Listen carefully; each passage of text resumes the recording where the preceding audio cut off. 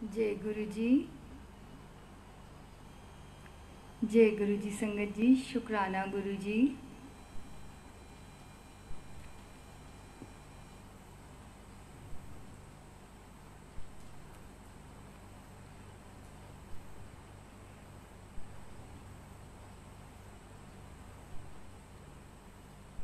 जय गुरु जी संगत जी।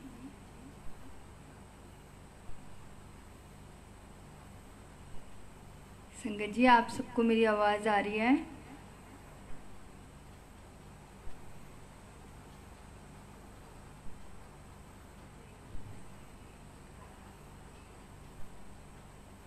जय गुरु जी।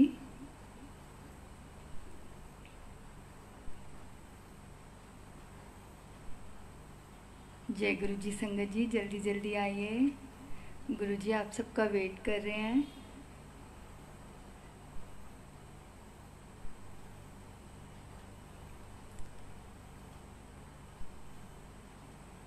Thank you uncle.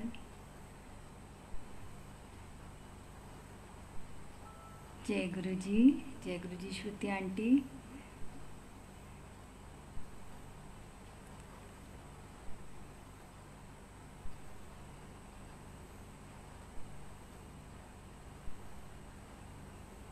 जय गुरु जी।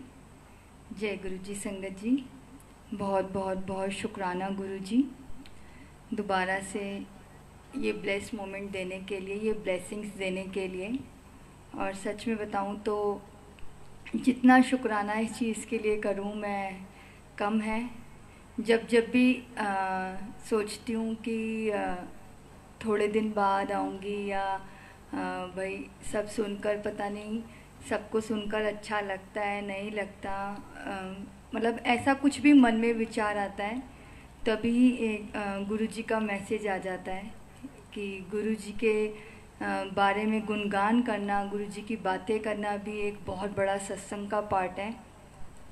और उस समय लगता है कि सच में आप सबके प्यार के साथ साथ गुरु जी की ब्लेसिंग्स हैं, गुरु जी की इच्छा है, तभी शायद मैं यहाँ बैठ पाती हूँ और बोल पाती हूँ। मैंने आपको पहले भी बोला, ये मेरी इमेजिनेशन से बिल्कुल ऊपर है। मैंने कभी अपनी लाइफ में सोचा भी नहीं था कि मुझे ये मौका गुरु जी की तरफ से दिया जाएगा। और सच में जब ऐसी कोई ब्लेसिंग्स मिलती है ना संगत जी, अगर मन में ये डाउट भी हो ना कि काश हम तब होते जब गुरुजी फिजिकली फॉर्म में थे, हम गुरुजी को देख पाते, हम गुरुजी को छू पाते। लेकिन आज गुरुजी फिजिकली फॉर्म में ना होने के बावजूद भी शायद हम सब लोगों के बहुत बहुत ज़्यादा करीब हैं। तभी ये जो ब्लेसिंग्स मिल रही हैं ये बहुत बड़ी ब्लेसिंग्स हैं। थैंक यू देवेंद्र अंकल, आपका बहुत बहुत शुक्राना कि आपने मुझे इस चीज़ के लिए चुना कि मैं गुरुजी की ब्लेसिंग्स आप लोगों के साथ शेयर कर पाऊँ। और सच में बताऊँ कि आप सब लोगों की वजह से ये पॉसिबल हो पाता है, क्योंकि आपकी सुनने की इच्छा होती है। कई बार मुझे ये मैसेज भी आते हैं कि आंटी आप क्यों नहीं आए इतने टाइम से, या आंटी आप आइए, आपके सत्संग बहुत अच्छे लगते हैं। संगत जी, मेरे सत्संग नहीं है, सत्संग गुरुजी के हैं, गुरुजी की ब्लेसिंग्स हैं। और सच में बताऊँ, मैं ये बात हमेशा ज़रूर कहती हूँ कि हमें ना कभी गुरुजी से ऐसे बोलना नहीं चाहिए कि हमारे पास तो कोई सत्संग नहीं है, हम तो कभी कोई सत्संग सुना ही नहीं सकते।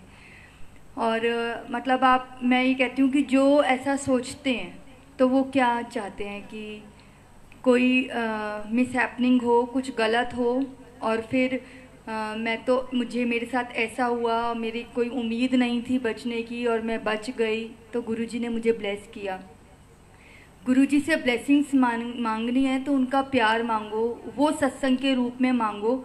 और सच में संगत जी, आपने जितने भी सत्संग मेरे से सुने होंगे जो गुरुजी ने मुझे ब्लेसिंग्स दी हैं, उनमें हमेशा मैंने गुरुजी से सिर्फ ब्लेसिंग्स ही मांगी हैं। और ब्लेसिंग्स के रूप में आपने सुना ही है कि मैंने मतलब मैं क्या क्या मांग लेती हूँ, शायद कुछ भी। और सबसे पहले मैं यही बोलूँगी संगत जी, हमने सर्वत्र भला ही मांगना है कि सबका भला हो, सबके साथ अच्छा हो, क्योंकि सरबत में हम भी आते हैं। और जब सबका भला होगा तो हमारा भी भला होगा, और जब हम सबके लिए अच्छा सोचेंगे तो सब भी हमारे लिए अच्छा सोचेंगे, और एक दिन दुनिया से सारे दुख ही ख़त्म हो जाएंगे। तो thank you so much, thank you so much संगत जी। अपना ये कहते हैं ना प्रीशियस टाइम जो आप यहाँ पर बैठते हैं, और वाकई में ही आप अपना ये वाकई में बहुत प्रीशियस टाइम होता है, क्योंकि इस समय गुरुजी आप सब लोगों के साथ बैठे होते हैं। ये गुरुजी की इच्छा है, गुरुजी ने किसको बिठाना है, कहाँ बिठाना है, कब बिठाना है, किसके लिए क्या सत्संग है, ये सिर्फ गुरुजी जानते हैं। और कई बार पता क्या होता है, मैं जब यहाँ बैठी होती हूँ बहुत नर्वस होती हूँ, बहुत ब्लैंक होती हूँ कि मुझे क्या बोलना है, गुरुजी क्या बुलवाओगे, गुरुजी कौन सा सत्संग माइंड में आएगा।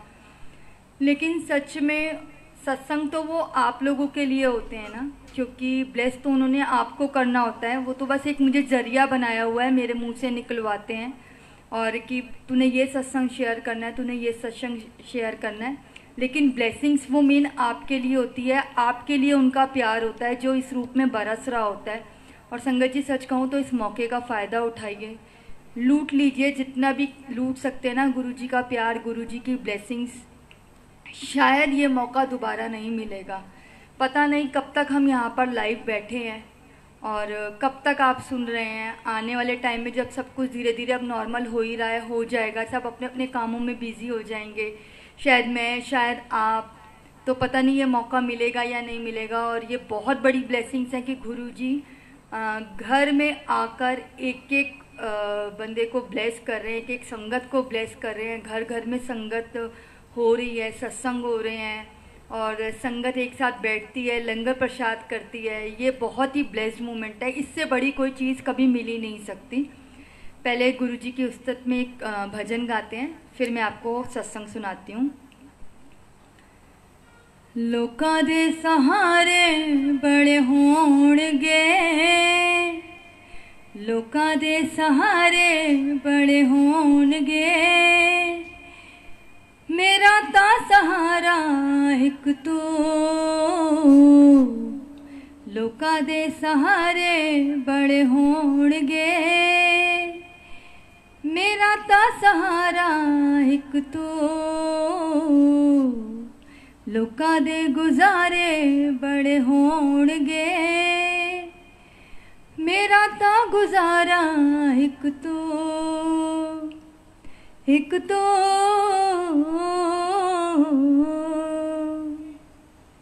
एक तो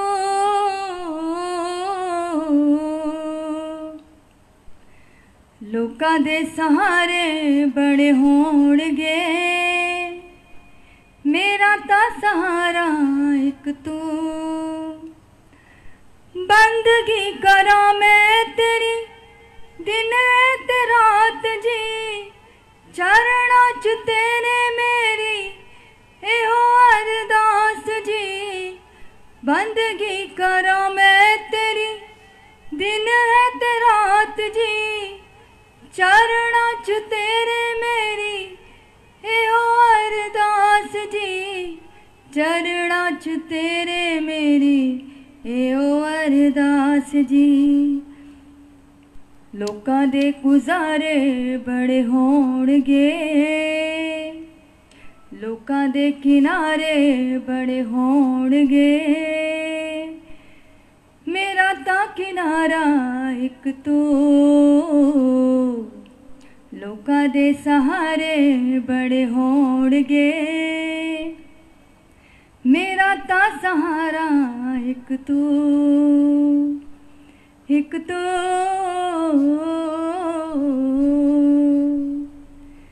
चंद नाल सोना गुरुजी तेरा ये रूप है, रब नाल मिलदा तेरा ये स्वरूप है। चंद नाल सोना गुरुजी तेरा ये रूप है, रब नाल मिलदा तेरा ये स्वरूप है। रब नाल मिलदा तेरा ये स्वरूप है। लोकां दे नज़ारे बड़े होणगे, लोकां दे नज़ारे बड़े होणगे, मेरा ता नज़ारा एक तू। लोकां दे सहारे बड़े होणगे, मेरा ता सहारा एक तू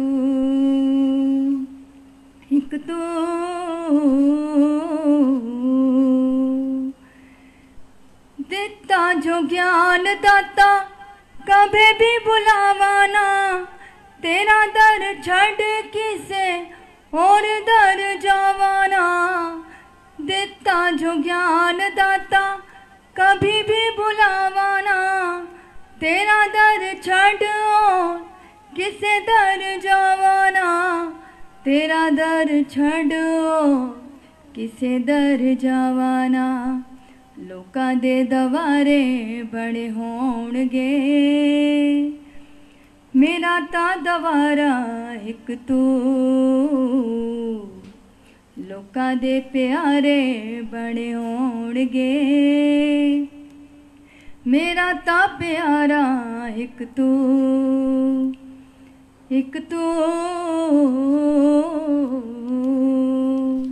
लोका दे सहारे बड़े होणगे, मेरा ता सहारा एक तू। जय गुरु जी। शुक्राना गुरु जी, शुक्राना संगत जी। संगत जी, अब मैं आपको एक सत्संग सुनाती हूँ। संगत जी, ये मेरे बेटे के टाइम का ही सत्संग है। और मैंने आपको बताया कि मैंने गुरुजी से बेटा मांगा था। गुरुजी ने मुझे मेरी बेटे की अरदास कबूल की। तो इसके ऊपर मैं एक सत्संग सुनाती हूँ। मेरी जो डिलीवरी डेट थी संगत जी, वो भी गुरुजी ने डिसाइड की।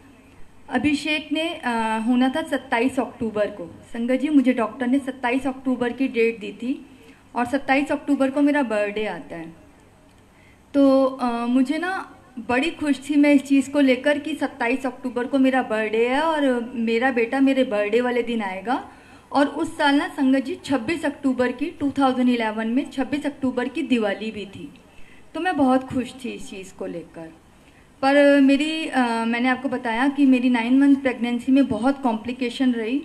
और मेरी जो सिस्टर है उसका बर्थडे आता है 13 अक्टूबर को। तो उसने मुझे बोला कि तू 13 अक्टूबर की ड्यू डेट ले लेती, तो 13 अक्टूबर को अगर बेबी हो जाए तो। मैंने कहा नहीं, मेरा बेटा मेरे बर्थडे वाले दिन होगा। मैंने जस्ट उसको ऐसे ही बोल दिया।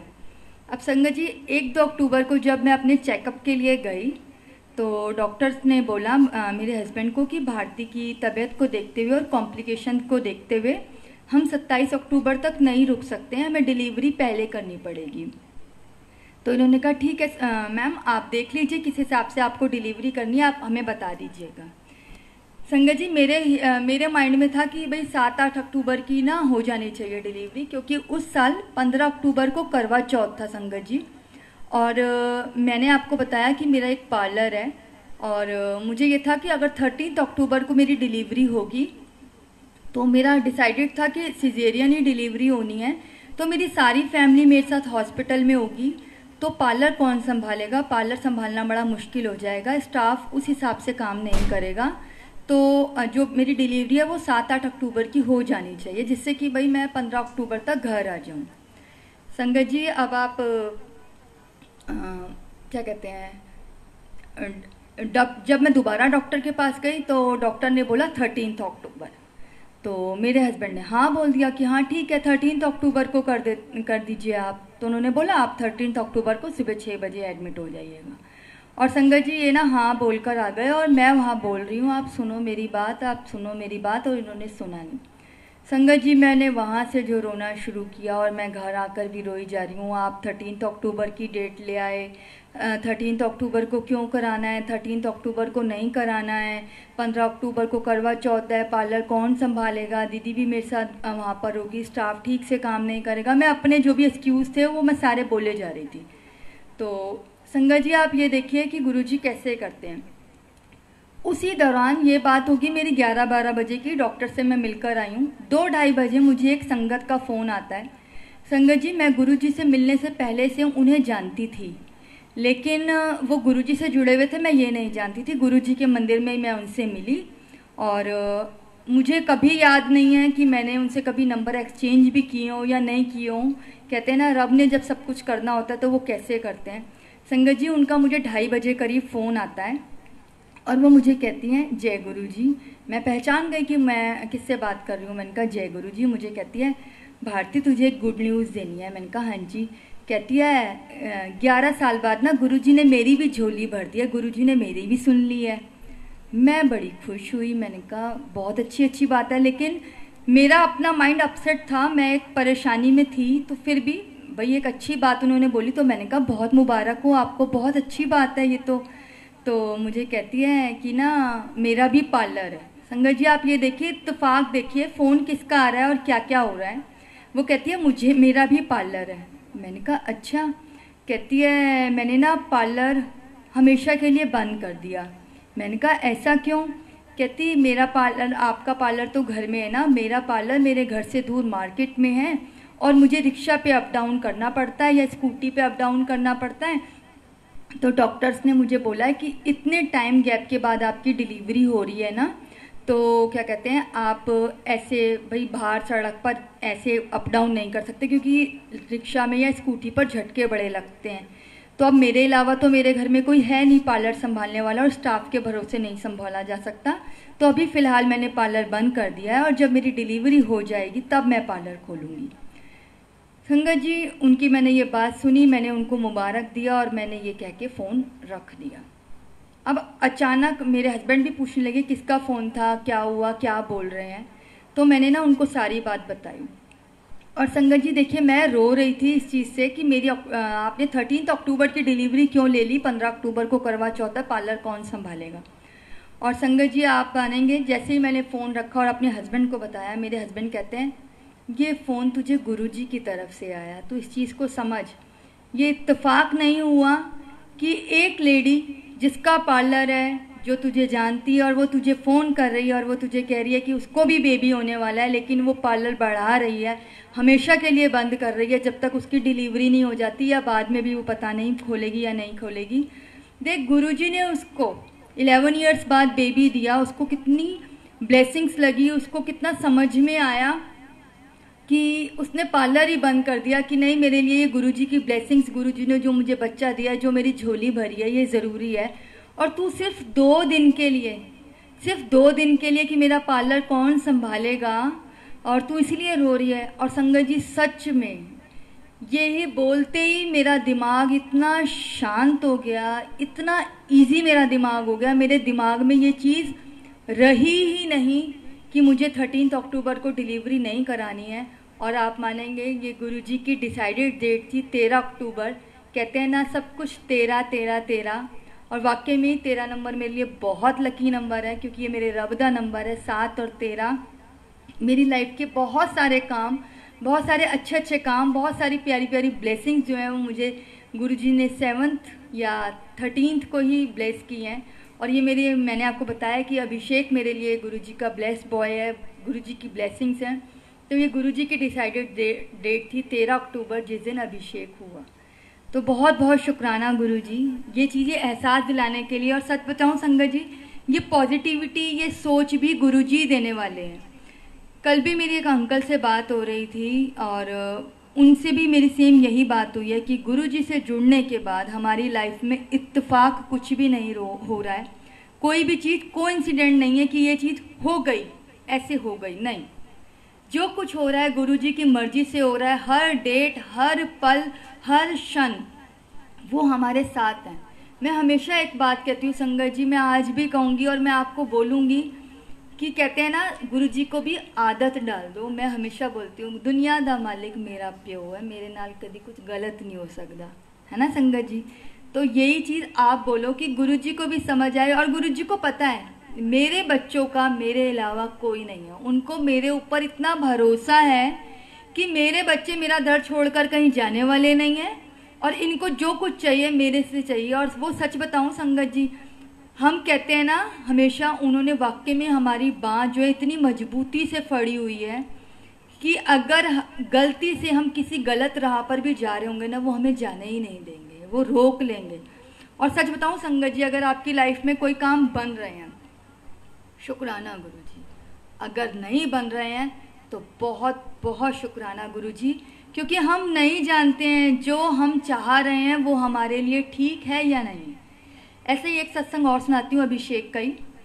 संगत जी, मैंने आपको पहले ही बताया कि मैंने गुरुजी से यही कि गुरुजी से मैंने अरदास की थी कि मुझे बेटा होना चाहिए और गुरुजी मुझे बेटा चाहिए। इसके लिए मैंने गुरुजी से वर्ल्ड कप भी मांगा था और गुरुजी ने सच में इंडिया को ये प्राउड दिलाया और गुरुजी ने इंडिया को वर्ल्ड कप दिलाया संगत जी। लेकिन उस समय ना जब वर्ल्ड कप जीत गया तो मुझे काफ़ी यकीन तो हो ही गया था कि गुरुजी ने मेरी बात सुनी है तो मुझे बेटा ही होगा। लेकिन संगत जी ये ना मेरी 8th मंथ था उस समय, तब की ये बात है। उस समय हम मंडे को और थर्सडे को बड़े मंदिर जाया करते थे। तो संगत जी ये ना थर्सडे की बात थी, मेरी सारी फैमिली गई थी, हम लोग बड़े मंदिर गए और लंगर किया। लंगर करके हम बाहर आए, मैं और मेरी सिस्टर इन लॉ और मेरी बेटी, हम तीनों बाहर आ गए थे। मेरे हस्बैंड और मेरे ब्रदर इन लॉ और फादर इन लॉ भी मंदिर में थे। तो संगत जी 8th मंथ प्रेगनेंसी थी, मुझसे खड़ा नहीं होया जा रहा था। तो बाहर जो अंकल चेयर लगी होती है ना उनके लिए, गार्ड भैया के लिए, वहाँ पर ना मैं बैठ गई। इतने में ना एक बहुत बुज़ुर्ग सी आंटी, बहुत बहुत बुज़ुर्ग सी आंटी, उनकी कमर झुकी हुई थी, बिल्कुल वाइट सूट उन्होंने पहना हुआ था, एक एक बाल उनका वाइट था। मतलब आज क्या शायद वो अगले दिन भी मेरे सामने आ जाती तो मैं पहचान ही नहीं पाती हूँ उनको। तो उन्होंने मेरी सिस्टर इन लॉ से पूछा है कौन है, तो इन्होंने कहा, दीदी ने कहा मेरी भरजाई है, इन्हू दिन चढ़े हुए ने। तो मेरी सिस्टर ने कहा कि हाँ जी इसको 8th मंथ है। संगत जी उन्होंने कुछ नहीं पूछा, उन्होंने सिर्फ एक ही बात बोली, एनू कर जाके ना आधा गिलास गर्म दूध दे दें। संगत जी मुझे दूध बिल्कुल भी पसंद नहीं है आज तक, मतलब मुझे अपनी लाइफ में वाइट कलर का दूध बिल्कुल भी पसंद नहीं है। फ्लेवर्ड मिल्क मैं फिर भी ले लेती हूँ, लेकिन अगर मुझे कोई कहे ऐसे दूध पी लो तो मैं नहीं पी सकती हूँ, मुझे नहीं पसंद आता, मुझे टेस्ट नहीं आता। तो संगत जी मेरी फैमिली के लिए ये था कि ये तो सुनेगी ही नहीं, ये तो पिएगी ही नहीं।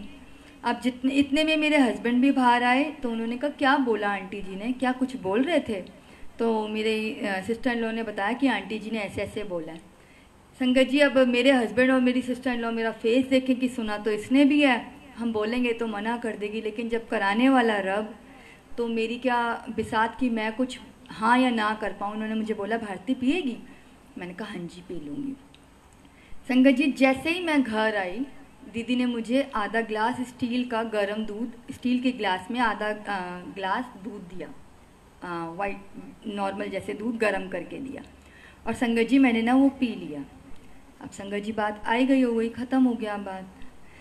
लेकिन संगत जी आप ये देखिए कि कह रहे ना, मैं आपको यही बोलूँगी, गुरु जी से जुड़ने के बाद कोई भी चीज़ कोइंसिडेंट नहीं है। और अब खासकर जब हम गुरु जी के मंदिर में खड़े हों और गुरु जी के मंदिर से कोई आपको मैसेज या आपको कोई कुछ बोलता है, तो वो तो समझ लीजिए रब का एक हुक्म हो गया। संगत जी ये बात आई गई हो गई। अब 5 साल बाद, 5 साल बीत गए, अभिषेक हो गया।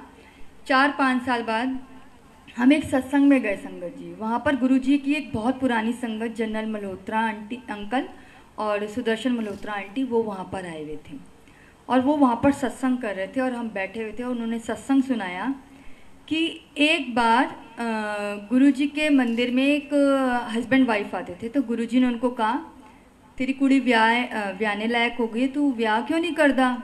तो उन्होंने कहा कि गुरुजी आपसे क्या छुपा है, आप तो जानते हो कि मेरी बेटी जो है कभी भी माँ नहीं बन सकती है, इसीलिए हमने ये डिसाइड किया है कि हम उसकी शादी नहीं करेंगे। तो गुरुजी ने कहा नहीं नहीं, ਉਹਦੇ लिए मुंडा लभ, ਉਹਦਾ ਵਿਆਹ ਕਰਨ ਦੀ ਤਿਆਰੀ कर, एक बारी मैं ब्लैस जरूर करांगा, एक बारी मैं ਉਹਦੀ ਝੋਲੀ जरूर भरांगा। संगत जी गुरु जी की आज्ञा थी, उन्होंने लड़का देखा, लड़का मिल गया, उन्होंने गुरु जी की आज्ञा से उसकी शादी कर दी। अब संगत जी वो लेडी गुरु जी की ब्लेसिंग से प्रेग्नेंट भी हो गई। उसकी शादी जलंधर पंजाब साइड कहीं हुई थी, वो प्रेग्नेंट भी हो गई। अब संगत जी पंजाब में, या इसमें कोई बुराई भी नहीं है कि अगर कोई इंसान ये सोचता है कि मेरे को एक ही बच्चा होना है, वो भी रब की ब्लेसिंग से, तो अगर मुझे बेटा हो जाता है, बेटा बेटी का कोई अब सवाल उठता नहीं है। लेकिन सबके अपने अपने भाव होते हैं, सब ये किसके अंदर क्या चल रही होती है, ये सिर्फ वही इंसान जानता होता है कि किसको क्या चीज़ सही है और क्या नहीं चाहिए। हमारी इच्छा होती है, बाकी देना ना देना ये रब के हाथ में होता है, ये हमारे हाथ में नहीं होता। तो उसने भी चेक कराया तो लड़की, पहले महीने चेक कराया लड़की, दूसरे महीने चेक कराया, जब चेक कराए गुरुजी के मंदिर जाए और गुरुजी के पास बैठ जाए। उसका ना मन उदास रहने लगा संगत जी। अब 8वां महीना आ गया, 8वें महीने में भी उसने चेक कराया लड़की। आज उसका मन बड़ा ही उदास उस दिन कि गुरुजी, जब मन मन में ना गुरुजी के मंदिर गई और गुरुजी को मत्था टेक के और बैठी है उदास, और मन मन में कह रही है तुसी एक बारी क्या सी कि तुसी मैनू एक बारी ब्लैस करोगे, जब ब्लैस करना ही सी ते मुंडा दे देंदे। तो उसकी टेलीपैथी चल रही है। गुरुजी सब अंतर्यामी, गुरुजी को तो घर बैठे बंदे के दिमाग में क्या चल रहा है वो मालूम है, तो गुरुजी के सामने बैठी है, गुरुजी को नहीं मालूम होगा। गुरुजी कहते हैं की होया है, बड़ी उदास बैठी है, अल्ट्रासाउंड कराने गई सी कि हाँ जी गई सी, कुड़ी है। गुरुजी ने वो कहती हाँ जी। इंज करी कर जाके आधा गिलास गरम दूध पी लें। संगत जी उसने वैसा ही किया, घर जाकर उसने आधा गिलास गरम दूध पिया। और संगत जी उसको 9वें महीने बाद जब उसकी डिलीवरी हुई तो उसको बेटा हुआ। संगत जी उसके पास सच में वो उसके अल्ट्रासाउंड 8 महीने तक के जितने भी उसने अल्ट्रासाउंड कराए सब में लड़की, और 9वें महीने की में जब डिलीवरी हुई तब बेटा हुआ। करने वाला कौन? गुरुजी। सब कर सकते हैं संगत जी, वो सब कुछ कर सकते हैं। और आप ये देखो 5 साल बाद उन्होंने मुझे इस चीज़ का जवाब दिया कि वो इत्तेफाक नहीं था कि तुझे किसी ने कहा कि दूध पी ले और तूने आके पी लिया। वो कहते हैं ना हमारे डिसीज़न नहीं चलते हैं, और संगत जी इस चीज़ का बड़ा बड़ा बड़ा ही शुक्र मनाइए, हमारे डिसीज़न नहीं चलते हैं। और रब को अरदास कीजिए गुरुजी हम रब हमारे डिसीज़न चले भी ना, हर चीज़ में हमारी ज़िंदगी में जो कुछ भी हो रहा है वो सारे डिसीज़न आपके होने चाहिए, क्योंकि आप जानते हो क्या सही है क्या गलत है, क्या होना चाहिए क्या नहीं होना चाहिए। हम कुछ नहीं जानते, हम डिसीज़न क्या ले सकते हैं? हम पता क्या हमारी अपनी बुद्धि कितनी होती है संगत जी, जितना हम देख रहे होते हैं। अगर आज मेरे मतलब आप मुझे अगर माइग्रेन का एक दर्द छिड़ा हुआ है या मेरे पेट में दर्द है या मेरे पैर में दर्द है ना, मैं रब से सिर्फ उतनी अरदास करूँगी प्लीज़ गुरुजी सबसे पहले ये ठीक कर दो, उसके बाद बाकी सब देखी जाएगी, है ना संगत जी। लेकिन रब हमारा अगला पिछला सब कुछ जानता है, और जो वो डिसीज़न लेते हैं वो इतना अच्छा होता है, उससे बड़ी कोई चीज़ नहीं होती है। कई बार लगता है कि आप मानेंगे मुझे कभी भी जैसे गुरुजी के तरफ से इशारा मिलता है, मेरी लाइफ में बहुत सारी चीज़ें, बहुत सारे सत्संग ऐसे हैं संगत जी जो सच बताऊं तो बहुत चाहती हूं आपको सुनाना, लेकिन मेरी टेलीपैथी जो गुरुजी के साथ बैठती है, गुरुजी मुझे कहते हैं हाले टाइम नहीं हैगा, हुणे नहीं तू सुनाना, मैं नहीं सुना रही। क्यों? क्योंकि गुरुजी का हुक्म है, हर चीज़ का एक टाइम आता है, हर चीज़ गुरुजी ने डिसाइड की है। हम कुछ भी नहीं जानते, मैं बार बार यही बात कहती हूँ कि हम किसी चीज़ को सोचने या करने वाले कुछ होते ही नहीं हैं। इसी चीज़ का तो बहुत शुक्राना मानो कि रब जब हमारे को जोड़ के रखा हुआ है। आप एक बात बताइए कि हमारी लाइफ में इतनी टेंशनें हैं, इतनी प्रॉब्लम्स है, इतनी परेशानियाँ हैं, फिर भी हमारे चेहरे मुस्कुराते हुए रहते हैं, फिर भी एक सहारा नज़र आता है, गुरुजी हैं, गुरुजी सब संभाल लेंगे। दुनिया में कोई नज़र नहीं आता मुझे आज की डेट में, कोई भी इंसान कोई एक सिंगल इंसान, अपनी इवन फैमिली का भी कोई भी मेंबर, मुझे ये नज़र नहीं आता है कि कोई किसी की कभी प्रॉब्लम सॉल्व कर सकता है जब तक रब ना चाहे। रब चाहेगा तो वो काम मिनटों में हो जाएगा। इसीलिए हमेशा अपने लिए अच्छा वक्त मांगो, रब की सिमरन मांगो। ये सिमरन आपकी हर चीज़ को दूर, मतलब आपकी हर प्रॉब्लम को दूर कर सकता है ना संगत जी। और मतलब हम कई बार सोचते हैं शायद हमारे माड़े कर्म, हमारे चंगे कर्म, या हमारे पिछले कर्मों का फल है। इन सब चीज़ों को क्यों सोचना है? अगर ये जानते भी हो, अगर ये मानते भी होते हैं संगत जी, ऑब्वियस है हम अपने कर्मों का फल भुगत रहे होते हैं, लेकिन इन चीज़ों में हमें क्यों पढ़ना है? जो हो गया संगत जी। अब गुरुजी से अरदास करो, गुरुजी हमारी मत पे ऐसे आके बैठना कि अब जो हो बहुत अच्छा हो, हम सबके लिए अच्छा करें, सबके लिए अच्छा सोचें, सबके लिए अच्छा चाहें। जब हम सबके लिए अच्छा करेंगे ना संगत जी, मैं कहती हूँ अगर सामने वाला आपके लिए भी अच्छा नहीं सोच रहा होगा ना, फिर भी आपके लिए आपका रब खड़ा है, वो देखेगा, क्योंकि वो सब जानता है, वो सब कुछ जानते हैं, वो हर मन की, हर दिमाग की, हर दिल की, हर शरीर की जानते हैं। सबसे पहले रब से हेल्थ मांगो। आज हेल्थ है तो सब कुछ है, हेल्थ नहीं है ना संगत जी, सोने की थाली में 56 भोज रखा है ना, सब वेस्ट है। जब उसे खा नहीं सकते तो कोई फ़ायदा नहीं है। सबसे पहले रब से अरदास करो, गुरु जी हेल्थ दो, अपनी सेवा दो, अपने चरणों से जोड़ो। ये जो सुनना है ये आपकी सेवा है, जिसको आप बड़ी शिद्दत से करते हैं संगत जी। और वाकई में ही ये पता नहीं आपको कितनी बार काम आएगा, कितनी आपकी प्रॉब्लम्स ऐसे ही सॉल्व हो जाएंगी। मतलब हम क्या सोचते हैं, हम ये जानते हैं संगत जी कि गुरुजी सोशल मीडिया के बिल्कुल खिलाफ थे, और ये सोशल मीडिया ही है जो हम समझ रहे हैं आपकी जो बैठे हैं और एक सोशली आकर सत्संग शेयर कर रहे हैं, जो पहले मंदिर में हुआ करते थे। लेकिन ये डिसीज़न भी गुरुजी का है। यहाँ गुरुजी की मर्जी के बगैर मैं बैठ नहीं सकती, गुरुजी की मर्जी के बगैर मैं सुना नहीं सकती, और गुरुजी की मर्जी के बगैर आप सुन नहीं सकते। कुछ भी हो सकता है ना संगत जी। तो जो चीज़ हो रहा है उसका फ़ायदा उठाइए। ये प्यार आपको गुरुजी की तरफ से मिल रहा है, ये ब्लेसिंग आपको गुरुजी की तरफ से मिल रहा है। मैं कुछ भी नहीं हूँ, मैं एक सिर्फ ज़रिया हूँ जो गुरुजी ने मुझे बोला है कि मुझे आपको सुनाना है। कहते हैं सुनने वाले का भी कल्याण, बोलने वाले का भी कल्याण। आप लोगों का पहले बहुत कल्याण है, क्योंकि आप लोगों के साथ पता नहीं बहुत सारे क्वेश्चंस होंगे, बहुत सारे डाउट्स होंगे, बहुत सारी बातें आप सुनना चाहते होंगे जो गुरुजी आपको ऐसे सुना रहे हैं, और इतना प्यार आप लोगों को दे रहे हैं, इतनी ब्लेसिंग्स दे रहे हैं। इससे बड़ा मतलब इससे बड़ी आपकी शायद कोई भक्ति नहीं है, और इससे बड़ा उनका कोई जेस्चर नहीं है। वो अपना जेस्चर शो करते हैं, आपको अपना प्यार दिखाते हैं, ऐसे है ना संगत जी। पहले एक भजन गाती हूँ गुरुजी के लिए, फिर आपको एक सत्संग और सुनाती हूँ। चारों पासे छाई जांदा साडे गुरु जी दनू, हर सू मैनू नजर आंदा है साडे गुरु जी दनू। चारों पासे छाई जांदा साडे गुरु जी दनू, हर सू मैनू नजर आंदा है साडे गुरु जी दनू। चारों पासे छाई जांदा तेरे नूर की गुरु जी तारीफ की वे करा, लफ्ज़ां बिच वैनू गुरु जी बयान की वे करा। तेरे नूर दी गुरु जी तारीफ की वे करा,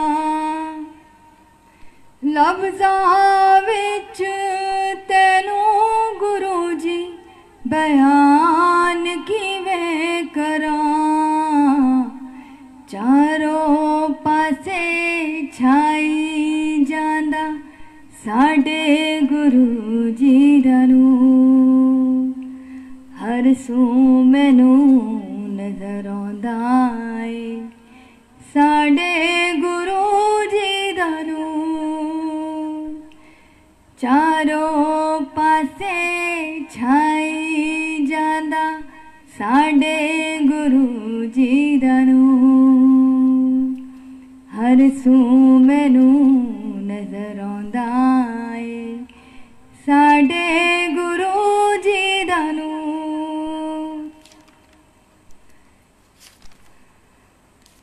जय गुरु जी, शुक्राना गुरु जी, बहुत बहुत बहुत शुक्राना गुरु जी। संगत जी आपको एक और सत्संग सुनाती हूँ।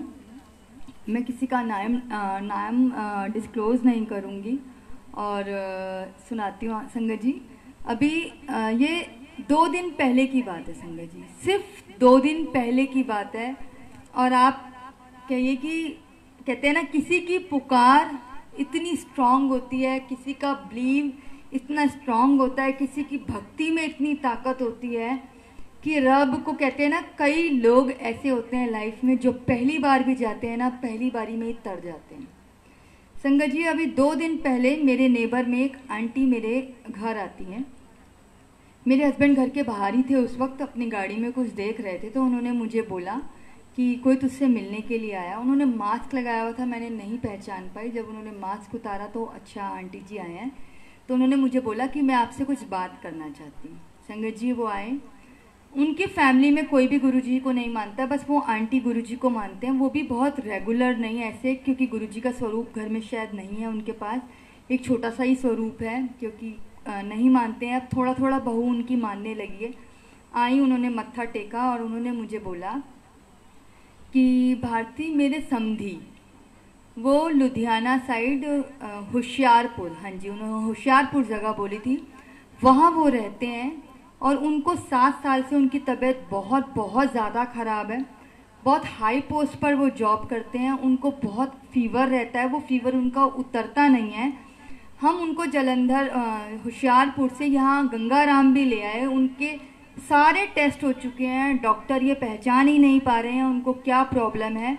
अब उनका बुखार तो उतरना शुरू हो गया है, लेकिन उनको ना फिट्स पड़ने लगे हैं, और बैठे बैठे अचानक उनको फिट्स पड़ जाता है, वो बेहोश हो जाते हैं, और फिर वो 10-15 मिनट के लिए रहते हैं, उनमें उसको बिल्कुल होश नहीं रहता, कुछ याद नहीं रहता। कभी वॉश मतलब उनका टॉयलेट भी कभी कहते हैं कि वो उनके कपड़ों में निकल जाता है, वो इतने मतलब बेहोश से हो जाते हैं। लेकिन जब वो नॉर्मल हो जाते हैं तो वो सब भूल जाते हैं कि उनके साथ क्या हुआ। अब ऐसे उनको फिट्स पड़ने लगे हैं। तो क्या कुछ मतलब गुरुजी की, उन्होंने गुरुजी के बारे में पूछा, तो मैंने कहा वो ये जानना चाहते थे कि अगर हम उन्हें दिल्ली ले आते हैं तो क्या गुरुजी का मंदिर खुला हुआ है, कि गुरुजी के मंदिर में दर्शन हो पाए, या डुगरी में जो मंदिर है वो कब खुलता है, और क्या हम डुगरी उनको ले जा सकते हैं। तो उन्होंने बोला कि मैंने अपनी बहू को बोला कि भारती कुछ ना कुछ ज़रूर इस चीज़ का उपाय बताए जी, उनका भरोसा देखिए। और संगत जी वो आए, मुझे कहती हैं कि भारती डुगरी जो है ना, हमारे वहाँ से 2-3 घंटे का रास्ता है, डुगरी का मंदिर कब खुलता है, क्या तेरी ऐसी कोई पहचान या ऐसा कुछ है कि तू सिर्फ अंकल को डुगरी में गुरुजी के आगे मत्था टिकवा दे, या बड़े मंदिर। तो मैंने कहा आंटी जी मैं तो सच्ची बताऊं, मेरी तो अप्रोच गुरुजी हैं, मैं सबसे पहले सिर्फ गुरुजी को जानती हूँ, गुरुजी से अरदास कर सकती हूँ, मेरी ऐसी कोई अप्रोच नहीं है, क्योंकि अभी फ़िलहाल मंदिर दोनों क्लोज़ हैं, और ये पॉसिबिलिटी नहीं हो सकती कि मैं किसी से ये बात करूं कि अंकल जी जाकर मंदिर में अंदर मत्था टेकाएं। तो मैंने उनको कहा कि आप ऐसा क्यों नहीं करते, अंकल जी को जल प्रसाद पिलाइए, और अंकल जी के गले में ना गुरुजी का पेंडेंट डाल दीजिए, गुरुजी का स्वरूप उनकी पॉकेट में रख दीजिए। तो उन्होंने कहा कि बेटा वहाँ पर तो अब उनके पास कुछ भी नहीं है, और क्या कहते हैं, अब वहाँ पर कोई जा भी नहीं रहा है, कोई पॉसिबिलिटी नहीं है ये सब पहुँचाने की। तो मैंने कहा आंटी जी आप ना वेट कीजिए, मतलब मैं ना पता करती हूँ, आप 1 आध दिन का मुझे टाइम दीजिए, मैं पता करती हूँ कि कोई संगत या किसी को फ़ोन करके कि किसी तरीके ये सामान जो है ना वहाँ पर गुरुजी की जो ब्लेसिंग्स है वहाँ पर पहुँच जाएं। तो उन्होंने ना मुझे कहा कि मेरी बहू, उनकी बहू के पापा थे वो, तो उन्होंने बोला मेरी बहू फ़िलहाल वहाँ गई हुई है, लेकिन उसके पास भी ऐसा कुछ नहीं है, बस वो गुरुजी की बातें पापा को अपने सुनाती है, गुरुजी के शब्द यूट्यूब पे चलाकर सुनाती है, तो यही है, पर स्वरूप या पेंडेंट या जल प्रसाद नहीं है। तो मैंने कहा कोई बात नहीं आंटी जी मैं बात करती हूँ। उन्होंने मुझे उनका नंबर दिया और मैंने उनसे बात की। तो मैंने कहा आप ऐसा हो सकता है कि आप ना मतलब उनसे, आप मानेंगे वो आंटी से हम 2 घंटे तक कॉन्टिन्यूसली गुरुजी की बातें, गुरुजी की बातें, गुरुजी का सत्संग, गुरुजी का सत्संग, और गुरुजी की बातें करती जा रही हैं। वो अपनी बातें बता रही हैं और हम अपनी बातें बता रहे हैं कि ऐसे ऐसे हुआ, और ऐसे गुरुजी ऐसे ब्लेस करते हैं, आपको ऐसे करना चाहिए, ऐसे करना चाहिए। जैसे ही वो आंटी गई, संगत जी आप मानेंगे वो मेरे घर के गेट तक ही पहुंची होंगी। मेरी आदत है मोस्टली, क्योंकि मेरे फ़ोन पे कभी किसी का फ़ोन कभी किसी का मैसेज आता रहता है, तो फ़ोन मोस्टली मेरे हाथ में रहता है। तो अब जब 2 घंटे वो मेरे साथ बैठे हुए थे, गुरुजी का सत्संग करते, मेरी फैमिली भी साथ में बैठी हुई थी, तो मैंने वो 2 घंटे फ़ोन नहीं उठाया। तो अब तो मेरे हाथ में खुजली मचे, है नहीं इतनी देर हो गई मैं फ़ोन नहीं चुकिया।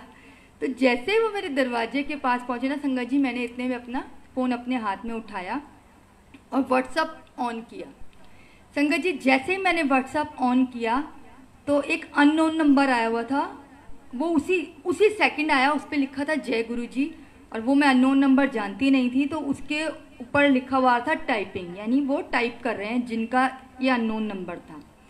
तो वो संगत रहते हैं लुधियाना में, और वो संगत मेरे से अभी ही जुड़े हैं। वो कहते हैं कि जब आपका पहला सत्संग हुआ था तब मैंने आपसे मैसेंजर पे बात की थी, तब मैंने आपको अपना नंबर दिया था, तो मैंने तब भी आपसे बात की थी। तो संगत जी मैंने नंबर सेव नहीं किया होगा, मैं नहीं जानती थी उनको, कुछ भी नहीं जानती थी।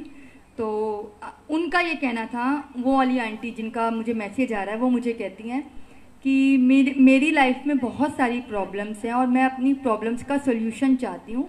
भारती गुरु जी आपके बातें बड़ी सुनते हैं, बड़ी अच्छी टेलीपैथी है, आप गुरु जी को बहुत अच्छे से मानते हैं, गुरु जी से बड़ा प्यार करते हैं, प्लीज़ गुरु जी से मेरे लिए कोई सोल्यूशन पूछिए। जस्ट वैसे उन्होंने एक अपनेपन में एक नॉर्मल सी बात मुझे बोली। मैंने कहा आंटी आप मुझसे ज़्यादा ब्लेस्ड हैं, आपको गुरु जी ने अपने चरणों से जोड़ा, इससे कोई बड़ी बात नहीं है। और संगत जी ऐसे ही बड़ी बात, गुरु जी की बातें ही होने लगी, उनसे भी गुरु जी का सत्संग टाइपिंग में हो रहा है सब कुछ, कि मैं उनको बता रही हूँ कि आप गुरु जी के शब्द सुना करो, गुरु जी की बानी सुना करो, अगर ये पाठ कर सकते हो, शिव पुराण पढ़ सकते हो, जो जो भी मेरे मन में आ रहा था कि देखो एक बंदा भरोसा करके अगर मुझसे कुछ बोल रहा है तो मेरा भी फर्ज बनता है कि मैं एटलीस्ट इतनी दूर रहकर उनके लिए कुछ नहीं कर सकती, लेकिन उनको एक प्यार से, एक दिलासा, एक हौसला तो दे सकती हूँ जो मेरे रब ने मुझे सिखाया है।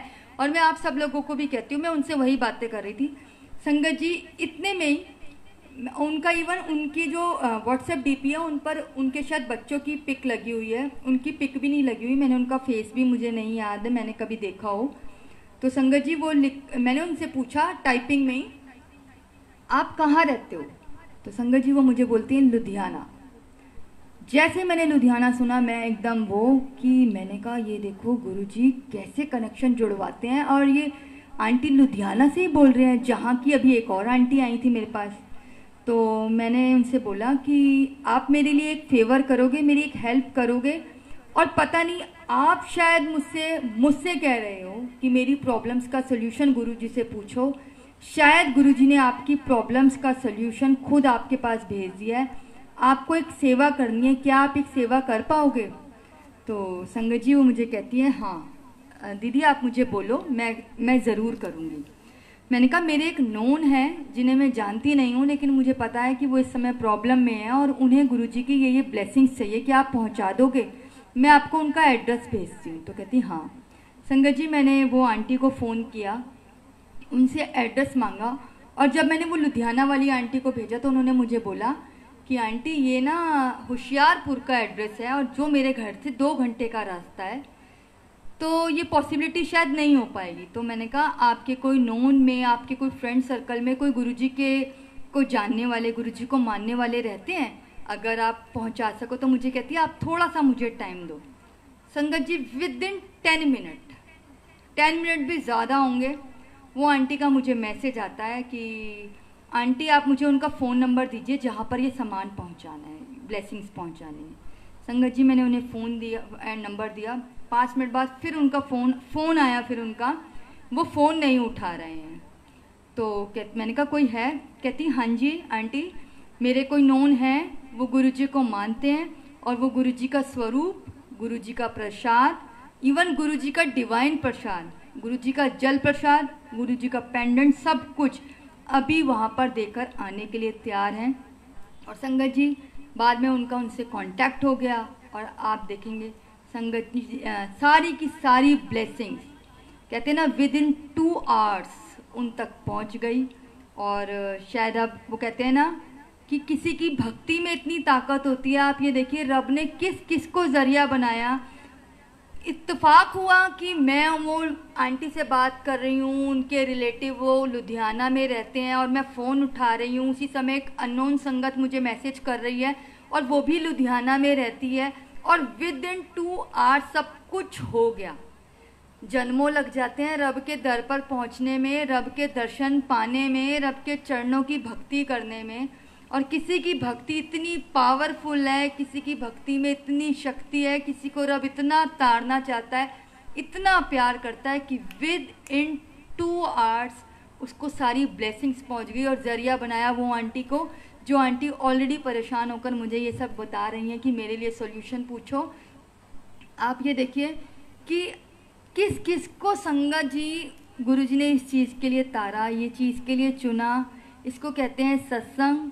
कि हम सोचते ही रह जाते हैं ये काम कैसे होगा, क्या होगा। यहाँ नहीं रखा है होशियारपुर संगत जी, देखा जाए तो महीनों लग जाते हैं, कुछ भी नहीं हो पाता, किसी की जान पहचान कहाँ निकलती है।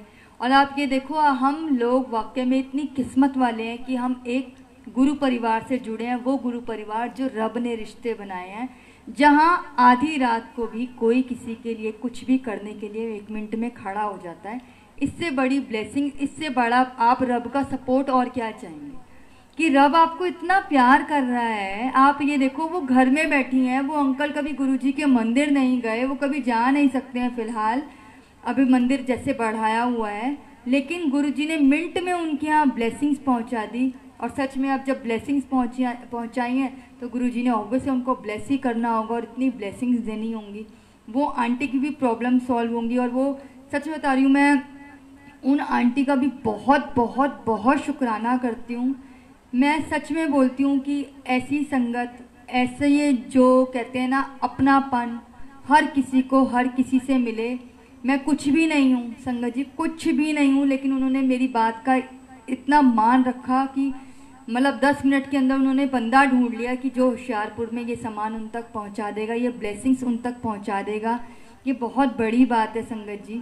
और मैं यही बोल रही हूँ कि सबसे पहली दौलत यही है, अपनापन कमाओ। आज के टाइम में इसकी बहुत कमी है। इंसान इसीलिए परेशान है कि उसको कोई मॉरल सपोर्ट नहीं है। इंसान इसलिए परेशान है कि उसको कोई समझाने वाला नहीं है। आप देख ही रहे हैं आजकल दुनिया में क्या क्या न्यूज़ आ रही हैं, लोग क्या कदम उठा रहे हैं, जिसको गुरुजी ने सख्त मनाही दी है। तो सबसे पहले मेंटली सपोर्ट बहुत ज़रूरत है। मैं आपको हमेशा बोलती हूँ, सेवा 3 टाइप की होती है रब की नज़र में, धन से, तन से और मन से। लेकिन जो मन की सेवा है, गुरुजी ने उसको सर्वोपरि रखा है, क्योंकि मन की सेवा आज की टाइम में सबसे ज़्यादा ज़रूरी है। संगत जी, एक दूसरे का सपोर्ट बनो। मैं कहती हूँ किसी दूसरे के साथ या किसी गुरु परिवार में ही नहीं बोलूँगी मैं, अपने परिवार में, अपने अपनों के साथ, अपने बच्चों के साथ। आजकल बच्चे छोटी छोटी बातों पे नाराज़ हो जाते हैं, छोटी छोटी बातों को दिल से लगा लेते हैं संगत जी। तो ये सब नहीं संगत जी। मतलब हमें गुरुजी ने इतनी स्ट्रेंथ, हमें गुरुजी ये जो बुलवा रहे हैं, ये गुरुजी बुलवा रहे हैं कि गुरुजी ये समझ दे रहे हैं। और मैं आप सब लोगों को बोल पा रही हूँ इस चीज़ को कि संगत जी ये चीज़ बहुत ज़रूरी है, अपनापन बहुत ज़रूरी है। मैं आज बोलती हूँ, आज आप कहीं गए हुए हैं और कोई बहुत उदास सा बैठा हुआ है, चेहरा बोलता है संगत जी, आंखें बोलती हैं, पता चल जाता है कि चेहरा उदास है। अगर आप उसको ये बोल देते हैं ना, क्या हुआ तू बहुत उदास है, गुरुजी बैठे हैं ना, गुरुजी जानते हैं ना, गुरुजी सब ठीक करेंगे। आप संगत जी ऐसा हो जाएगा कि मरते बंदे के अंदर प्राण फूंक दिए, वो खड़ा हो जाएगा ये सोचकर, बूस्टअप हो जाएगा कि मेरे गुरुजी ने मेरे लिए ये मैसेज भिजवाया है कि गुरुजी मेरे साथ बैठे हैं। तो मैं हमेशा यही चीज़ कहती हूँ, हमेशा मैं हर बार हर किसी को, लाइव सत्संग में भी नहीं, मैं हर किसी को ये बात कहूँगी, सबसे पहले एक दूसरे का सपोर्ट बनिए। इतना प्यार, अगर जो प्यार गुरुजी से आपको मिल रहा है ना, उसको बांटिए। जितना आप बांटेंगे गुरुजी उतना आपको देंगे। प्यार बांटने से बढ़ता है। और गुरुजी सिर्फ और सिर्फ अपनी संगत के लिए बैठे हैं। आप लोगों से बड़ा कोई काम, आप लोगों से बड़ी कोई प्रॉपर्टी, आप लोगों से ज़रूरी गुरुजी के लिए कुछ भी नहीं है।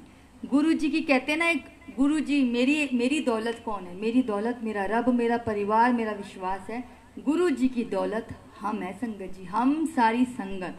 और वो चाहते हैं, कहते हैं ना, मैंने आपको पहले भी बोला था कि मैंने ये बात सुनी हुई है गुरुजी के मंदिर में, और ये हम जानते हैं कि गुरुजी के मंदिर में ब्लेसिंग्स गिरी पड़ी हैं, लेने वाले नहीं हैं। उस लेने वाले को लायक हमें अपने आप को खुद बनाना है। हमें इस लायक बनना है कि मैं हमेशा गुरुजी को कहती हूँ कि गुरुजी मुझे नहीं पता मैं आपके चरणों की जगह हूँ या नहीं, मैं आपके चरणों की धूल हूँ या नहीं, मैं आपकी मुट्ठी में आती हूँ या नहीं, मैं कुछ नहीं जानती, लेकिन इच्छा मेरी ये है कि मैं ऐसे ही बनना चाहती हूँ कि मैं आपके दिल में जगह पाऊँ संगत जी।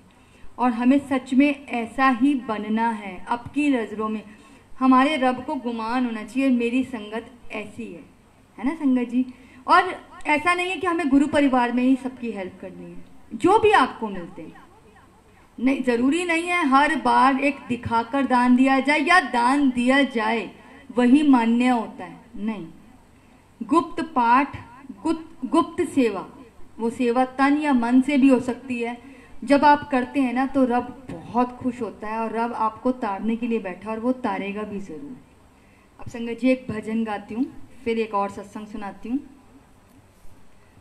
तो माने या ना माने दिलदारा, असा ते तेनू रब मनिया।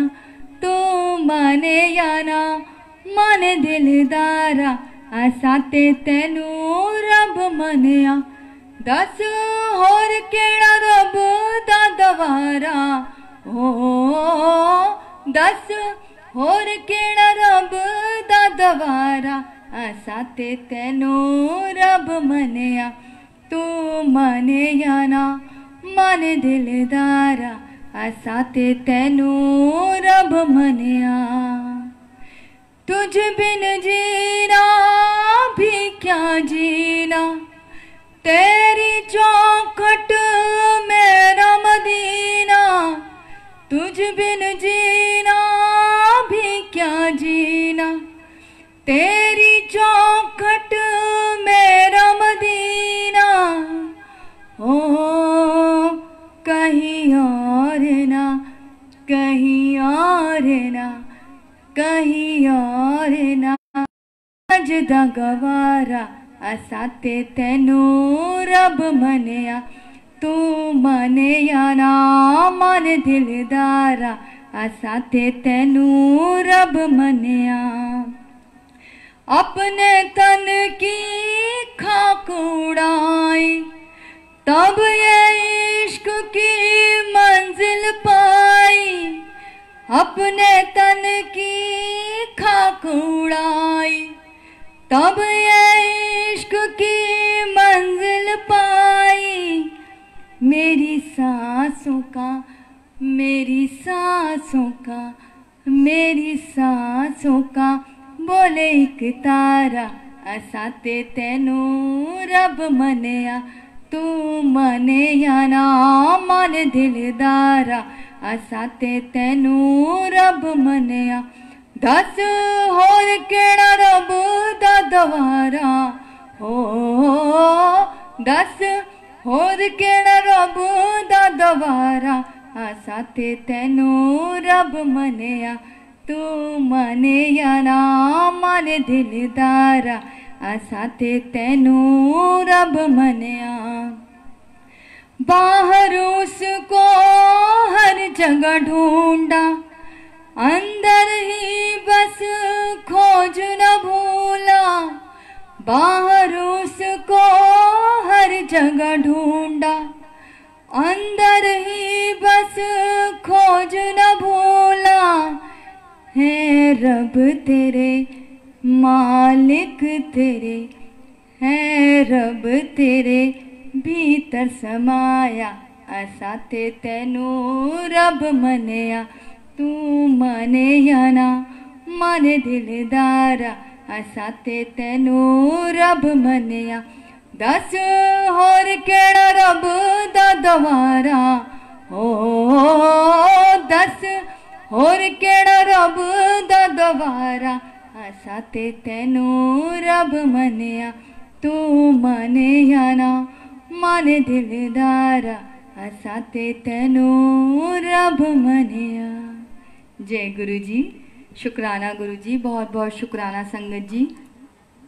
संगत जी पहले आपको ये बता दूं, कल 23 अगस्त 4 to 5 शीतल आंटी का सत्संग है गुरु जी नाल मौजा पेज पर ग्रुप में, तो प्लीज़ आप सब लोग ज़रूर देखिएगा। और संगत जी आपको एक सत्संग और सुनाती हूँ। संगत जी ये मेरे किसी नोन का सत्संग है। ये सत्संग कितने साल पहले का है इतना मुझे आइडिया नहीं है। आई थिंक 6-7 साल पहले या उससे भी ज़्यादा हो सकता है, 6-7 साल पहले का होगा। संगत जी मेरे नोन में किसी के यहाँ ना बेबी हुआ, बेबी बॉय हुआ, तो हमें फ़ोन आया और हम ना उन्हें मिलने के लिए गए। संगत जी, जब हम मिलने गए तो हम उनसे भी मिले, और जब हम बेबी से मिलने के लिए गए तो बेबी एक कहते ना आईसीयू जैसे उसमें था, और उसको ऑक्सीजन लगी हुई थी, और आई थिंक एक दो मशीन भी लगी हुई थी। तो जब हमने देखा तो हमने उनसे पूछा कि ऐसा क्यों है। तो कहते हैं कि अभी ये बेबी नया नया इसका अभी अभी जन्म हुआ है ना आज ही, तो शायद ये एटमॉस्फेयर को अभी इसको अडॉप्ट करने में प्रॉब्लम हो रही है, तो इसकी ऑक्सीजन लेवल बहुत कम है, इसीलिए अभी हमने इसको ऑक्सीजन लगा रखी है और ऐसे रखा हुआ है। अभी थोड़े टाइम में ये नॉर्मल हो जाएगा। तो संगत जी देखकर थोड़ा मन उदास हुआ कि भाई न्यू बॉर्न बेबी है और ऐसी तकलीफ़ वो झेल रहा है। और संगत जी वो फैमिली में सिर्फ एक लेडी थोड़ा बहुत गुरुजी को मानती थी उस वक्त, अब तो बहुत मानती हैं, लेकिन सारी फैमिली नहीं मानती थी। सारी फैमिली माता रानी जी को, भोलेनाथ जी को मानती थी।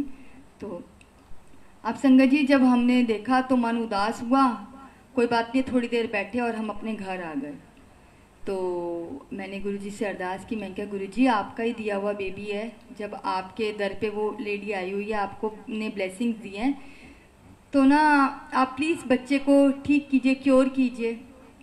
संगत जी अब ना जब मैं घर पहुंची मैंने दोबारा से उन्हें फ़ोन किया तो उनसे पता चला कि उसने मुझे बोला कि बेबी की हालत ठीक नहीं है, और डॉक्टर ने बोल दिया कि यहाँ ये बच्चा हमारे हाथ में नहीं है, इस बच्चे का यहाँ ट्रीटमेंट नहीं हो पाएगा, आप किसी बड़े हॉस्पिटल में जहाँ सारी फैसिलिटीज़ हो वहाँ पर आप इसको शिफ्ट कर दीजिए, और ये बच्चा वहाँ पर भेजा जाएगा। और उसके बाद भी अभी हम कुछ कह नहीं सकते, ये बच्चा कितना ठीक होगा नहीं होगा ये रब जानता है। संगत जी ये सुनकर और मूड ख़राब हो गया। अब सारी रात दिमाग में यही चीज़ घूमती रही, गुरुजी आप क्योर करो, गुरुजी आप क्योर करो। सुबह हुई तो जब मैंने अपने मंदिर में पूजा की, आरती कर ही रही थी, तो गुरुजी से मन मन में यही अरदास चल रही थी, गुरुजी आपका दिया हुआ बच्चा है, सारे बच्चे आपका ही रूप हैं, तो प्लीज़ आप ब्लेस कीजिए। तो इतने में ना डॉक्टर गर्ग अंकल हैं, मंदिर की बहुत पुरानी संगत है, बहुत ब्लेस संगत है, उनका फेस ना मेरे सामने आया। तो मैंने कहा गुरुजी ने पता नहीं मुझे उनका क्यों फेस दिखाया है, शायद इसलिए दिखाया होगा कि ये डॉक्टर हैं तो इनको कोई सोल्यूशन मालूम होगा या इनकी कोई जान पहचान होगी। मैंने आरती की थाली रखी और मैंने अंकल को फ़ोन किया और ऐसे ऐसे मैंने उनको बताया कि अंकल ऐसे मेरे नोन में है और उनके साथ ऐसी ऐसी प्रॉब्लम है। तो उन्होंने मुझे बोला कि मैं तो काफ़ी दूर हूँ उस बच्चे से, तो मैं बिना देखे कोई ट्रीटमेंट तो बता नहीं सकता, और जब गुरुजी हैं तो चिंता करने की क्या बात है, ऐसा करो गुरुजी का जो स्वरूप है ना उस बच्चे के माथे से लगा दो। अब संगत जी ये तो काम बहुत टफ, क्योंकि वो मैंने कहा कि वो लेडी गुरुजी को मानती थी, उसकी फैमिली में कोई भी गुरुजी को नहीं मानता, और मैंने ये भी सुना था कि भाई उसकी फैमिली में गुरुजी को लेकर एक सख्त इंस्ट्रक्शंस थी, वो गुरुजी का स्वरूप भी नहीं रखने देते थे अपने घर में, तो वो लेडी छुपकर गुरुजी को मानती थी। तो मेरे लिए ये भी था कि अगर ऐसा कुछ होता है और रब ना करे कुछ उल्टी सीधी बात हो जाएगी, तो कल को भाई और ज़्यादा गुरुजी को लेकर उनके मन में वो हो जाएगा कि भाई ये गुरुजी ने क्या किया और ये क्या हो रहा है। तो अब ना मेरे हस्बैंड ने कहा कोई बात नहीं, हम चलते हैं। और इन्होंने ना क्या किया, गुरुजी का एक छोटा सा स्वरूप, मैंने आपको बताया जो स्वरूप मुझे मंदिर में पहले दिन मिला था वो स्वरूप मैं हमेशा अपने साथ रखती थी, वो स्वरूप मेरे हस्बैंड ने अपने पॉकेट में डाला और हम वहाँ गए। तो मैं वो लेडी के पास जो नर्सिंग होम में थी, जिनकी डिलीवरी हुई थी, उसके पास रुक गई, और मेरे हस्बैंड और वो भी मेरे साथ गए थे, मेरे हस्बैंड और ब्रदर इन लॉ। तो इतने में उनके हस्बैंड आए और उन्होंने इतने में ना जहाँ पर बच्चे को एक बड़े हॉस्पिटल में शिफ्ट कर दिया गया था, जहाँ सारी फैसिलिटीज़ थी, जहाँ उसको ऑक्सीजन, जहाँ मशीनें लगाई हुई थी, और वो बहुत बड़ा आईसीयू था, बहुत बड़ा हॉस्पिटल है, जाना माना नाम है, तो वहाँ शिफ्ट कर दिया गया। तो वहाँ से कॉल आया, तो जिनका बेबी था वो उस बच्चे के पापा वो जा रहे थे, तो मेरे हस्बैंड ने कहा मैं भी आपके साथ चलता हूँ। तो मेरे हस्बैंड और मेरे ब्रदर इन लॉ भी, उनको मौका मिल गया बच्चे के पास जाने का, तो वो भी बैठकर उनके साथ चले गए, और मैं उस लेडी के पास ही रुक गई। अब संगत जी जैसे ही वो पहुँचे ना, तो आपने देखा होगा आईसीयू के बाहर एक मिरर, एक शीशा लगा होता है जिसमें आप अंदर झांक सकते हैं कि भाई अंदर क्या हो रहा है। तो मेरे हस्बैंड ने देखा कि बच्चा एक मशीन में है, उसको ऑक्सीजन लगी हुई है, बाकी और भी मशीनें लगी हुई हैं। तो इतने में वो बच्चे के पापा, जो बेबी हुआ था उसके पापा को डॉक्टर की कॉल आती है और वो डॉक्टर के पास चले गए। अब मेरे हस्बैंड के पास मौका था, उन्होंने सिस्टर को इशारा किया, इतने में सिस्टर आई, उन्होंने बोला ये मेरा बच्चा है, इन्होंने यही बोला कि ये मेरा बच्चा है और इसकी तबीयत बहुत ख़राब है, ये मेरे रब का स्वरूप है, आप इसके माथे से लगा दीजिए।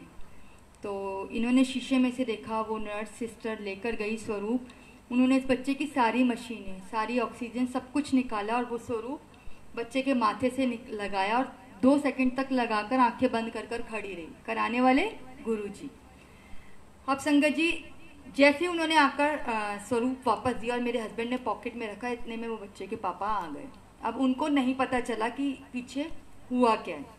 अब संगत जी, मेरे हस्बैंड, मेरे ब्रदर इन लॉ और वो बच्चे के पापा इधर ही आ गए नर्सिंग होम में जहाँ बच्चा हुआ, और डॉक्टर ने उनको ये बात बोला था कि ये बच्चा हमारे हाथ में नहीं है, हम नहीं जानते हैं इस बच्चे की रिकवरी कितनी होगी या नहीं होगी, ये बच्चा वापस आएगा या नहीं आएगा, और अगर ये बच्चा ठीक भी होता है तो इसको कम से कम 10 दिन लगेंगे और 1 दिन का खर्चा इसकी इस मशीन्स का और इसकी आईसीयू का 10,000 रुपये का है। तो उन अंकल का मूड भी बड़ा अपसेट था, उस बच्चे के पापा का, कि मेरा 1-1.25 लाख का यहाँ का बिल बैठ जाएगा, ऑलरेडी 90,000 का बिल नर्सिंग होम का ऑलरेडी बैठा हुआ है, खर्चा भी हो जाएगा, और वो भी अपनी माता रानी, मतलब माता रानी सबकी, खैर हम सबकी माता रानी, वो भी माता रानी से अरदास कर रहे थे कि क्या कहते हैं भाई आप ब्लेस करो, और हमारे तो अंदर चल ही रहा था, मंत्र जाप चल रहा था और गुरुजी से अरदास हो ही रही थी।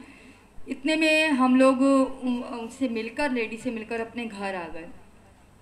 संगत जी, हम घर पहुँचे, अभी घर पहुँचकर 10 साढ़े 10 ही बजे होंगे रात को, मेरे को उस लेडी का फ़ोन आता है, मुझे कहती है, भारती तेरे को पता है क्या हुआ? बेबी की ना ऑक्सीजन हट गई है। मैं इतनी खुश कि मतलब गुरुजी ने इतनी ब्लेसिंग दी, इस बच्चे की ऑक्सीजन और मशीनें काफ़ी हद तक हट गई, बहुत बड़ी ब्लेसिंग्स। अब सुबह मैंने उसको फ़ोन किया, मैंने कहा अब कैसा है बेबी? कहती है अब तो बेबी बिल्कुल ठीक है, उसकी रिकवरी अच्छी हुई है, आज शाम तक या कल तक उस बच्चे को शायद रूम में शिफ्ट कर देंगे। संगत जी, ऐसा ही हुआ, और आप मानेंगे मात्र 2.5 दिन, सिर्फ 2.5 दिन वो बच्चा उस हॉस्पिटल में, उस ऑक्सीजन में, उस मशीनों में रहा, और वो बच्चा अपनी मम्मी के पास 2.5 दिन के अंदर पहुंच गया, जिसको डॉक्टर ने कहा था ये हमारे हाथ में ही नहीं है, और ये बच्चा रिकवर होगा भी या नहीं होगा ये नहीं जानते, और मात्र 25,000 रुपये का खर्चा उसका बैठा, और वो अपनी मम्मी के पास, और वो मम्मी के साथ बच्चा घर आ गया। ये बहुत बड़ी ब्लेसिंग्स, इसका शुक्राना जितना किया जाए उतना कम। अब संगत जी, 2-2.5 महीने का वो बेबी हुआ, उसकी ना बच्चे की खांसी नहीं जा रही थी, तो उसकी मम्मी को बहुत टेंशन, वो डॉक्टर के पास लेके गई, तो डॉक्टर ने बोला इस बच्चे के ना हार्ट का इको हुआ होगा।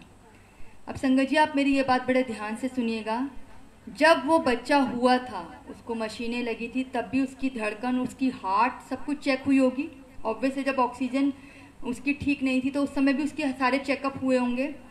अब जब डॉक्टर इको कर रहा है उसका 2.5 महीने बाद उसकी खांसी का पता लगाने के लिए, तो डॉक्टर ना बड़े टेढ़े टेढ़े मुंह बनाए, तो वो लेडी बोले कि पता नहीं, वो उसका और हार्ट बीट तेज, कि भाई ये बच्चे को देख देख के ऐसे अजीब अजीब से मुंह बना रहे हैं, पता नहीं अभी क्या बोलेंगे, क्या है मेरे बच्चे को प्रॉब्लम। इतने में डॉक्टर कहता है जी हमें इसका हार्ट नहीं मिल रहा। कहते क्या? कहते इस बच्चे का हार्ट लेफ्ट साइड पर नहीं है, इस बच्चे का हार्ट राइट साइड पर है।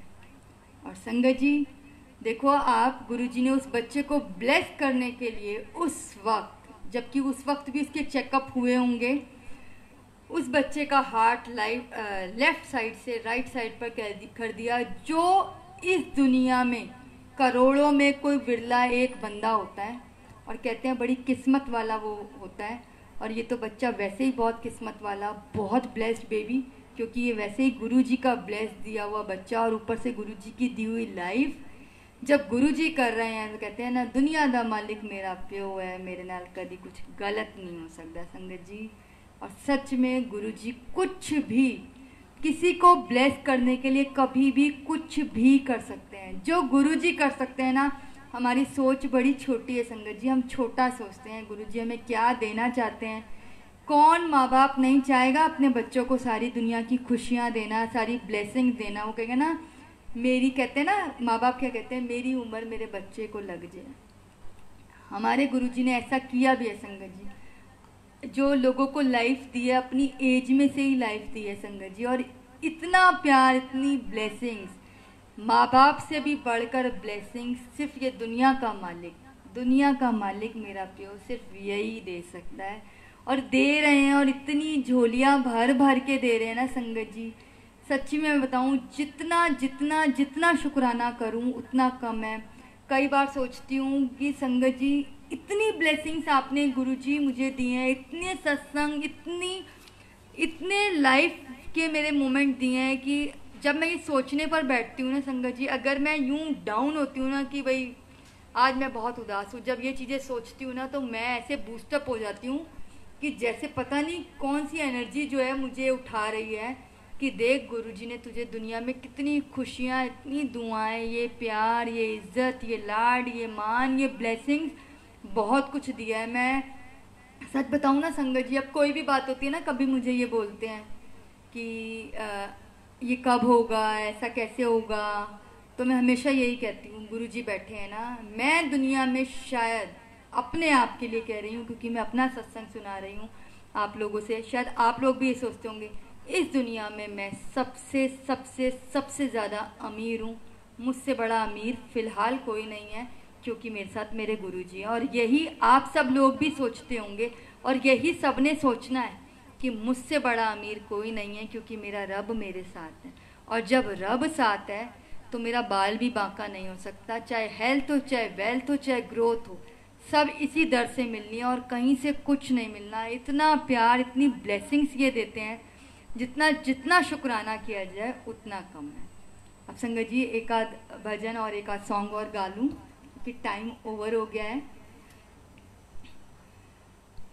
आँखियों के झरोखों से मैंने देखा जो सांवरे, आँखियों के झरोखों से मैंने देखा जो सांवरे, एक तू ही नजर आए, बड़ी दूर नजर आए, बंद करके झरोखों को जरा बैठी जो सोचने, बंद करके झरोखों को जरा बैठी जो सोचने, मन में तू ही मुस्काए, मन में तू ही मुस्काए, आँखियों के झरोखों से जीती हूँ तुझे देख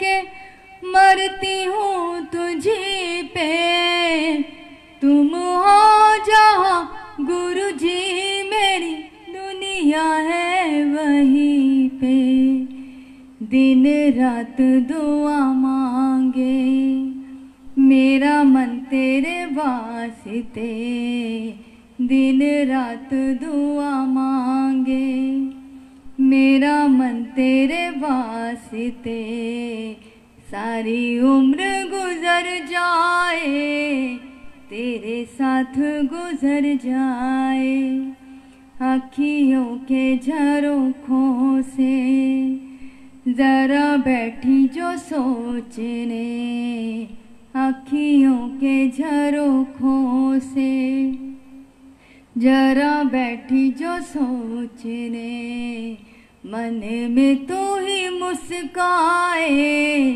मन में तू ही मुस्काए, मन में तू ही मुस्काए, मन में तू ही मुस्काए, मन में तू ही मुस्काए, मन में तू ही मुस्काए, तुम बिन क्या है जीना, क्या है जीना, तुम बिन क्या है जीना, तुम बिन जिया जाए कैसे,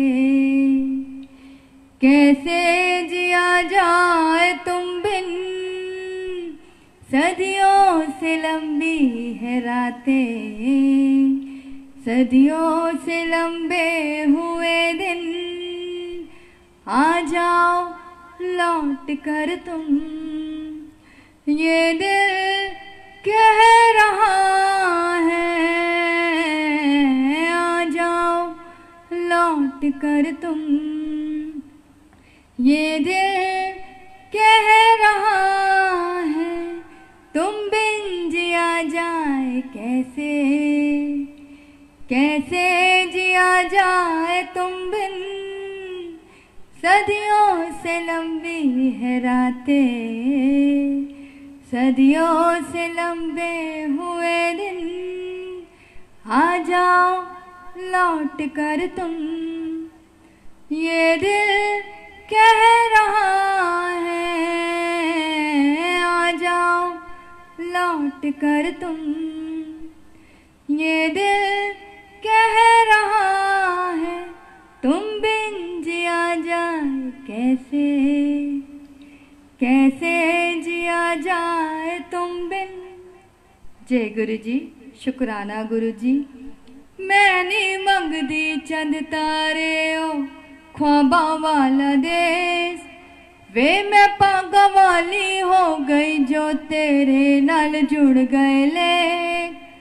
मैंने मंगदी चंद तारे ओ ख्वाबा वाला देश, वे मैं पागा वाली हो गई जो तेरे नाल जुड़ गए ले। मैनू लोड़ नी दुनियादारी दी, मैं तां चुनिया तू। मैनू होर नहीं कुछ चाहिदा, मेरी तां दुनिया तू। मैनू होर नहीं कुछ चाहिदा, मेरी तां दुनिया तू। मैनू होर नहीं कुछ चाहिदा, मेरी तां दुनिया तू। जय गुरु जी, शुक्राना गुरु जी। बहुत बहुत बहुत शुक्राना गुरु जी, बहुत बहुत बहुत शुक्राना संगत जी। बोलने वाले का कल्याण, सुनने वाले का कल्याण। गुरु जी आपको कल्याण कर रहे हैं और आपकी ब्लेसिंग्स आप तक पहुंचा रहे हैं। इन ब्लेसिंग्स को एंजॉय कीजिए, गुरु जी के मुताबिक ऐश करते रहिए। और सच में इतना प्यार सिर्फ आपको ये गुरु जी ही दे सकते हैं। जितना शुक्राना करे उतना शुक्राना कीजिए और गुरु जी को याद करते रहिए, गुरु जी की सेवा और सिमरन करते रहिए। जय गुरु जी, बहुत बहुत शुक्राना गुरु जी। Thank you Guru ji. Love you all संगत जी, शुक्राना संगत जी।